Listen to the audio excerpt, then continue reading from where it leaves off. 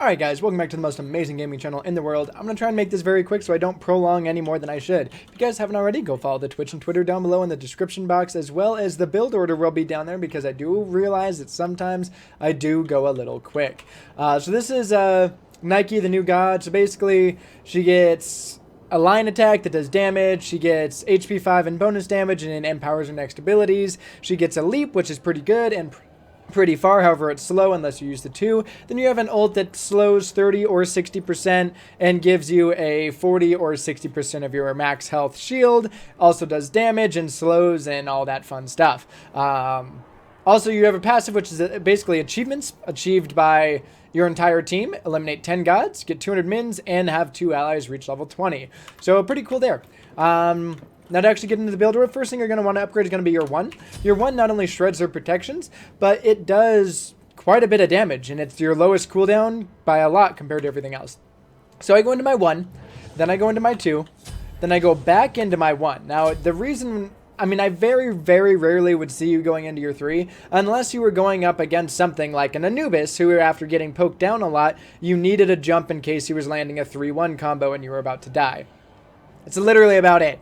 Besides that, you can wait another min wave and a half and get it next. So, get that as your 3rd, and now as your 5th item, obviously get your ult. Now the ult I do not upgrade past this because the only thing that increases is 65 damage.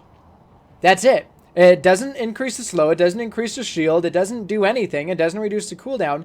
The only thing it increases is 65 damage. So as of right now, I'd say don't go for it. You do want to upgrade the 1 though, because that's going to be your lane clear. At level 8, you want to go into your 2. Now, the 2 is what I max second because it gives you the HP 5, which is amazing and gives you a lot more sustain. Your 3 doesn't really do anything except, I mean, it does damage and it gives you an escape, but most of the time, this isn't what you're using to finish off kills. It's usually an engagement or a disengagement. So go into your 2, then go back into your 1, and then go ahead and finish your 2.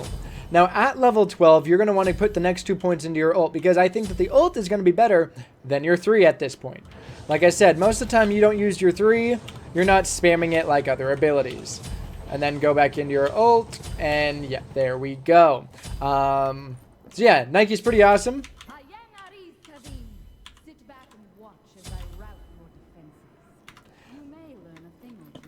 Awesome. So let's get on into the build itself. First thing I would go into is going to be Warriors tab. Next would be Breastplate of Valor. I mean, this is almost like my standard Warriors build that I always build. Is almost always Warriors into Breastplate.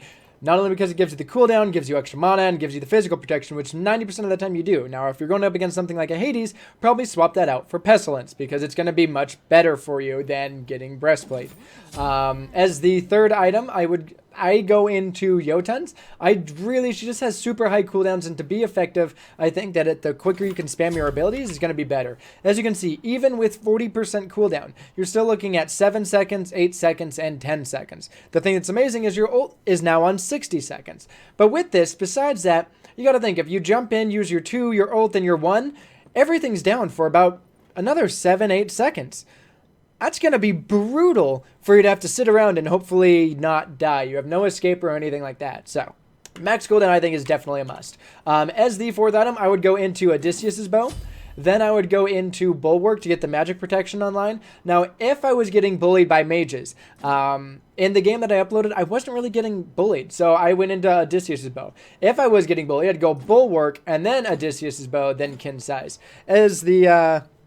So, yeah, whatever one you don't pick up 4th, you'll want to pick up as your 5th, and then go into Kins. Now, I like this build for the fact that it does give you some good protections overall. It gives you the max CDR, which is needed, and it also gives you kind of the attack speed, which I think is going to make her very, very useful for when all of her things actually go down.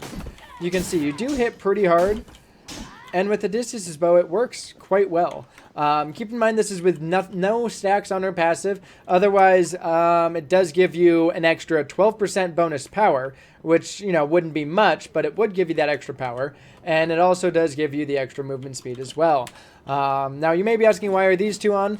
In the game, I've only been able to get into 1. I waited another 20 minutes, couldn't get in. This may be a backup that I do. Instead of getting Odysseus' bow and Kins, I'd go Shifters and a Hide. This will give you an incredible amount of health. You're almost going to be at 3k with these, as well as your protections will be very, very high as well. It's something I didn't try out. This is what I think the build will be. If it changes, though, I will update it. But the combo, to finish it off, what I think is the best thing to do with her is to engage with your 3, then use your 2, your ult, and then finish them off with the 1. Now, how this will look, and I tried to portray it in the game as well, is you jump in.